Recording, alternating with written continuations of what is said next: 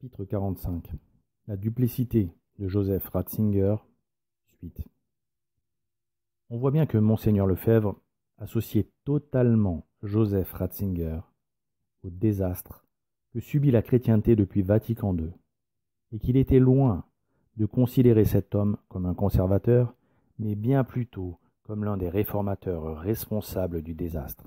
Or, le dernier point auquel Monseigneur Lefebvre associa Joseph Ratzinger n'est pas des moindres, car il s'agit de sa volonté affirmée sans ambiguïté de déchristianiser les institutions civiles partout dans le monde pour favoriser la paix entre les États, c'est-à-dire, pour parler clairement, de trahir le roi des rois en rejetant la royauté sociale de notre Seigneur Jésus-Christ comme s'il s'agissait d'une chimère. J'aimerais souligner que cette volonté de supprimer toutes les institutions catholiques de la vie civile est une volonté de principe. On affirme, soit dans la bouche de ce président italien, soit dans celle du cardinal Casaroli et de Jean-Paul II, soit dans celle de théologiens comme le cardinal Ratzinger, comme en définitive dans le texte de la déclaration conciliaire sur la liberté religieuse, qu'il ne doit plus y avoir de bastion catholique. C'est une résolution de principe, en particulier, il ne doit plus y avoir d'État catholique.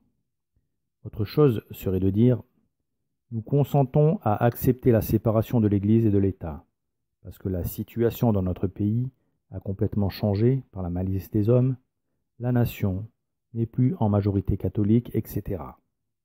Donc, nous sommes disposés à subir une réforme correspondante des relations entre l'Église et l'État, sous la pression des événements, mais nous ne sommes pas d'accord avec le principe de la laïcisation de l'État et des institutions publiques.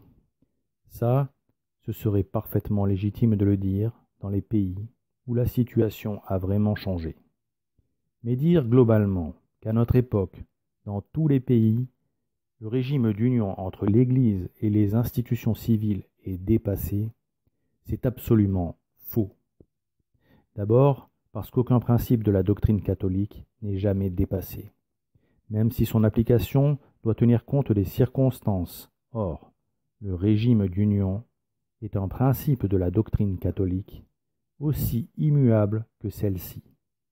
Et ensuite, il y avait lors du Concile et après le Concile des États encore entièrement catholiques. Espagne, Colombie, Valais suisse, ou presque entièrement, Italie, etc. Qu'il était parfaitement injustifié de vouloir laïciser.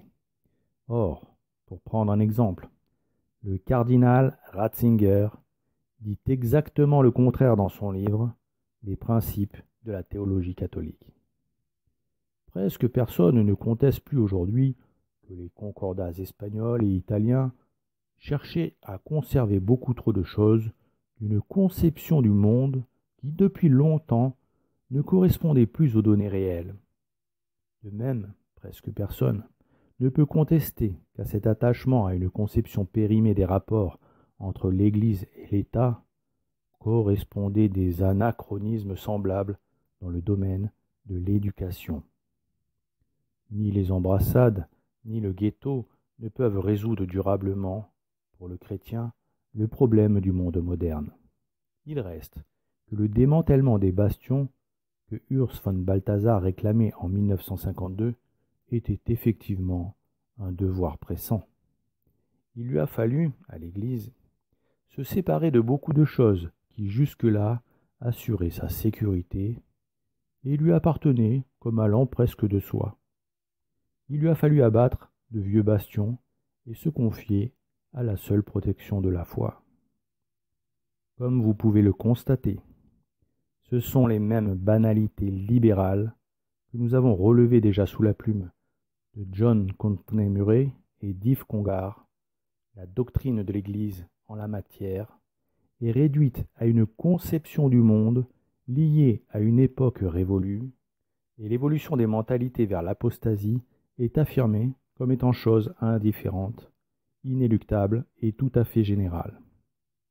Enfin, Joseph Ratzinger n'a que du mépris ou de l'indifférence envers le rempart que constitue pour la foi l'État catholique et les institutions qui en découlent. Une seule question se pose. Ces gens-là sont-ils encore catholiques? Si pour eux, le règne social de notre Seigneur Jésus-Christ est une conception révolue. Et deuxième question que je vous poserai. Ai-je tort de dire que la société chrétienne et catholique, et en définitive l'Église, se meurt, non pas tant des attaques des communistes et des francs-maçons, que de la trahison des catholiques libéraux qui, ayant fait le concile, ont ensuite réalisé les réformes post-conciliaires. Alors admettez avec moi, les faits sous les yeux, que le libéralisme conciliaire mène maintenant l'Église au tombeau.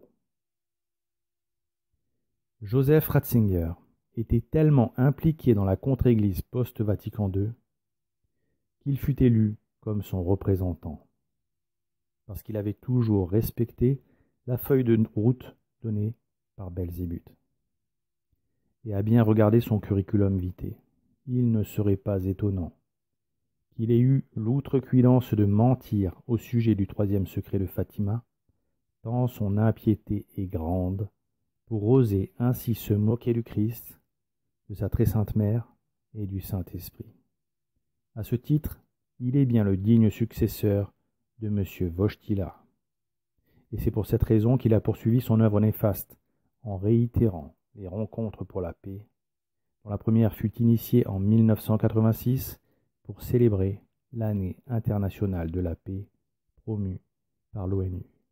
En effet, en 2011, M. Ratzinger organisa à nouveau à Assise cette immonde cérémonie en compagnie de tous les dignitaires des plus importantes fausses religions de la planète, à la date anniversaire de l'élection de M. Roncalli, rendant ainsi hommage au premier imposteur et montrant qu'il était bien le digne successeur de cette lignée maudite d'usurpateurs, exterminateurs d'âmes.